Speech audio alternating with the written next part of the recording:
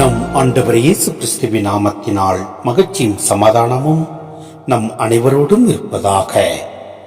எபிரேயர் 1:1-6 முடிய.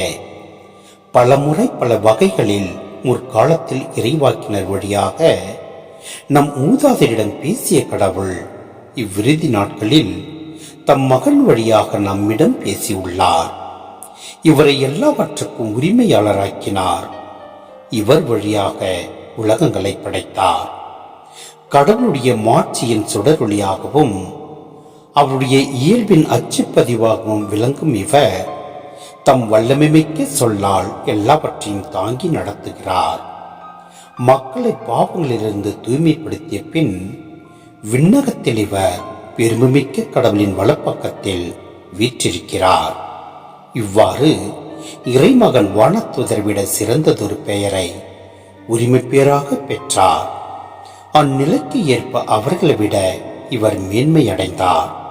ஏனெனில் கடவுள் வானதூதர் எவரிடமாவது நீ என் மைந்தர், இன்று நான் உம்மை பெற்றெடுத்தேன் என்றும் நான் அவருக்கு தந்தையாயிருப்பேன், அவர் எனக்கு மகனாயிருப்பார் என்றும் எப்போதாவது கூறியதுண்டா? மேலும் அவர் தம் முதற் பேரான இவரை உலகிற்கு அனுப்பிய போது கடவுளின் தூதர் அனைவரும் அவரை வழிபடுவார்களாக என்றார். சிந்தனை: கிறிஸ்துவின் சிறப்பையும் மகிமையையும் போற்றி பாடும் பாடல் இது. இப்பாடலில் பல செய்திகளை பெறுகிறோம். முதலாவது, நம் கடவுள் பேசும் கடவுள். இரண்டாவது, அவர் நம் முன்னோரிடம் பல வழியாக பேசினார். மூன்றாவது, இறுதியாக தாம் பேச வேண்டிய அனைத்தையும் தம் மகனாகிய இயேசு கிறிஸ்து வழியாக பேசியுள்ளார்.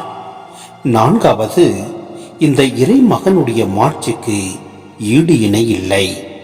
ஐந்தாவது, கிறிஸ்து இறைவாக்கினர்களுக்கெல்லாம் மேலான இறைவாக்கினர், அவரே இறைவாக்கும் கூட. ஆம், நம் ஆண்டவர் இயேசு கிறிஸ்துவை நாம் முழுமையாக ஏற்று விசுவாசத்தில் உறுதி கொண்டு அவர் வழியாக செயல்படுவோம். எல்லாம் வல்ல இறைவன் நம்மை நிறைவாய் ஆசீர்வதிப்பார். ஆமென்.